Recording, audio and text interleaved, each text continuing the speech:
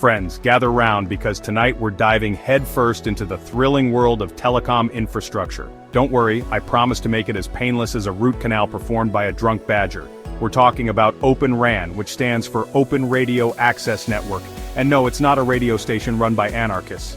Think of your phone network like a multi-tiered cake.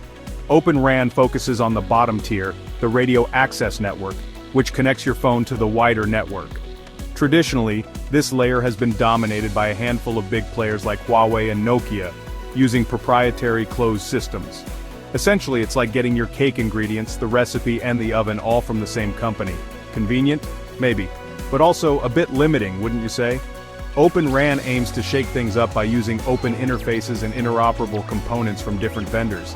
It's like being able to buy your cake ingredients from different shops, mix and match your recipe, and bake it in any oven you fancy.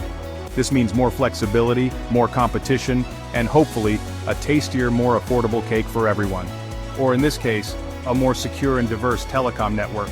Now you might be thinking, John, this sounds like a tech nerd's dream, but why should I care?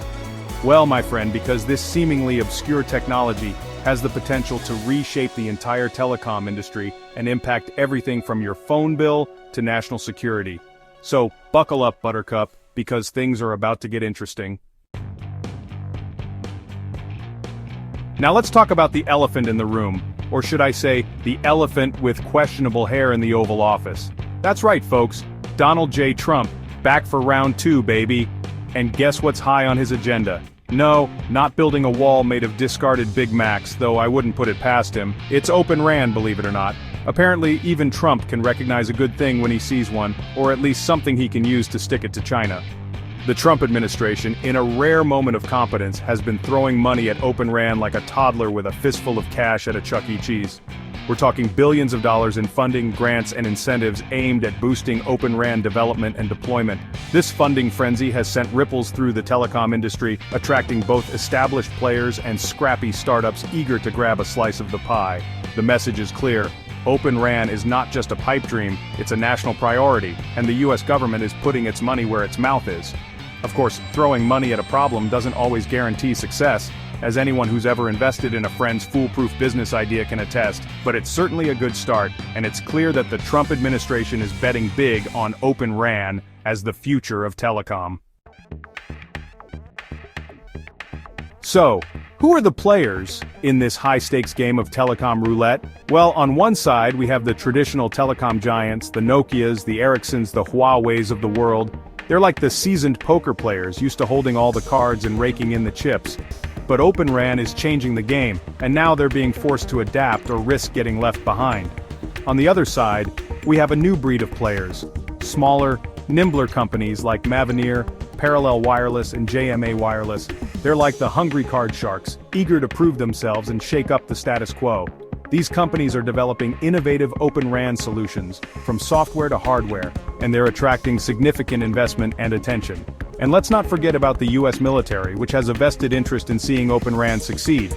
They see it as a way to reduce reliance on foreign suppliers, particularly those from China, and ensure the security of their communications networks. Imagine a world where the Pentagon runs on open-source software and off-the-shelf hardware. It's enough to make a defense contractor's head spin. The stakes are high, folks. The future of telecom, national security, and possibly even the fate of the free world, or at least our ability to post cat videos without interruption, hangs in the balance. Now for the million-dollar question, is Open RAN the answer to all our telecom prayers? A technological messiah come to deliver us from the evils of vendor lock-in and security vulnerabilities? Or is it just another overhyped technology bubble waiting to burst? Well, like most things in life, the answer is not so simple. Open RAN has the potential to be a game changer, offering greater security, flexibility, and innovation. By opening up the network and allowing for multi-vendor integration, it can reduce reliance on single suppliers and make it harder for bad actors to exploit vulnerabilities. However, there are also challenges. Open RAN is still in its early stages of development, and there are concerns about interoperability, complexity, and cost. Critics argue that it could actually introduce new security risks, if not implemented properly. So is Open RAN the future of telecom? Only time will tell. But one thing's for sure, it's a fascinating development that's worth paying attention to. And hey, even if it doesn't revolutionize the world, At least it's more exciting than watching paint dry, right? Right? Well, I've got to go. Until next time, stay informed, stay skeptical, and for the love of all that is holy, stay away from those drunk badgers.